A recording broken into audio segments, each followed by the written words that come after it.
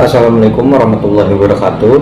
Kami dari kelompok 8 akan membawakan materi pertemuan 11 dengan judul Wawasan Nusantara. Perkenalkan, nama saya Andi Muhammad Rizfai dengan NIM 1221079. Assalamualaikum warahmatullahi wabarakatuh. Perkenalkan, nama saya Ridwan Alia Hadi, NIM 122200982, kelas 12 5A 37. Perkenalkan, nama saya Nurlanisa Zahrania dari kelas 12 5A 37 dengan NIM 122200558. Perkenalkan, nama saya Akbar Yanwar Saputra dari 12 5A 37 dengan nomor induk mahasiswa 122200946. Perkenalkan, nama saya Alfara Amalia Putri dari kelas 12 537 dengan NIM 1222010. Yang pertama, konsep dan urgensi wawasan Nusantara. Wawasan Nusantara merupakan wawasan nasional yang menjadi landasan visi bangsa Indonesia dalam melihat dan memperlakukan wilayah serta keberagaman bangsa. Konsep ini menegaskan bahwa Indonesia harus dilihat sebagai satu kesatuan wilayah dan bangsa. Meskipun terdiri dari banyak pulau yang tersebar dari Sabang sampai Merauke, istilah wawasan berasal dari bahasa Jawa yang berarti pandangan. Sedangkan Nusantara berarti kepulauan atau bangsa-bangsa yang terhubung oleh laut. Wawasan Nusantara mulai dikenal sejak Deklarasi Juanda tahun 1957 yang menegaskan bahwa lautan Indonesia merupakan bagian tak terpisahkan dari wilayah daratannya.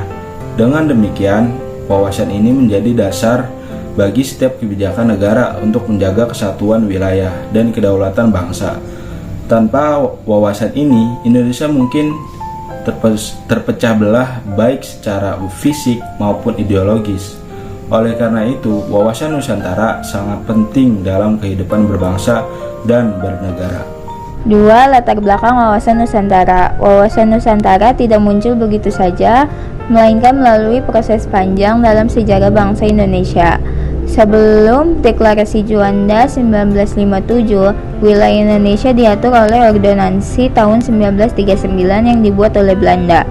Ordonansi ini menetapkan bahwa laut hanya sejauh 3 mil dari garis pantai yang merupakan bagian dari wilayah Indonesia, sedangkan sisanya adalah laut bebas. Akibatnya, banyak pulau-pulau di Indonesia yang terpisah satu sama lain oleh laut bebas yang dapat dilayari oleh kapal asing tanpa batasan. Hal ini tentu sangat merugikan kedaulatan negara. Deklarasi Juanda ini mengubah pandangan tersebut dengan menegaskan bahwa laut yang menghubungkan pulau-pulau Indonesia adalah bagian dari wilayah nasional. Deklarasi ini menjadi titik balik penting dalam sejarah Indonesia dan mengantarkan Indonesia diakui sebagai negara kepulauan di forum internasional, terutama melalui Konvensi Hukum Laut PBB atau UNCLOS pada tahun 1982. Oke, baiklah. Di sini saya akan menjelaskan tentang aspek sosiologis dan historis wawasan Nusantara. Indonesia terkenal sebagai negara dengan keberagaman suku, agama, budaya, dan bahasa yang sangat kaya. Namun, keberagaman ini juga membawa tantangan tersendiri bagi bangsa Indonesia pada masa penjajahan terutamanya. Pada masa penjajahan Belanda menggunakan strategi divide et impera atau politik pecah belah untuk memperlemah persatuan bangsa Indonesia ini.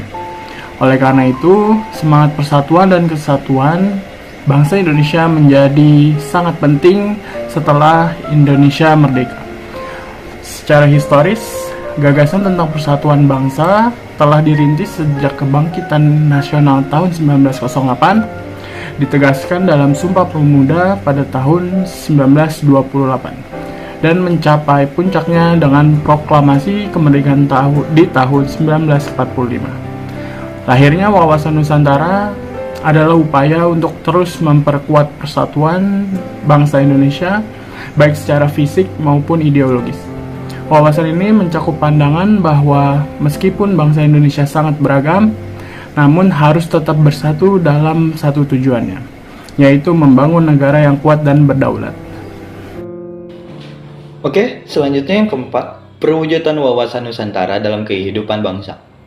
Wawasan Nusantara tidak hanya menjadi konsep abstrak, tetapi juga diwujudkan dalam berbagai aspek kehidupan bangsa Indonesia, terutama dalam 4 bidang hal. Pertama ada politik, kedua ada ekonomi, ketiga ada sosial budaya, dan yang keempat ada pertahanan dan keamanan.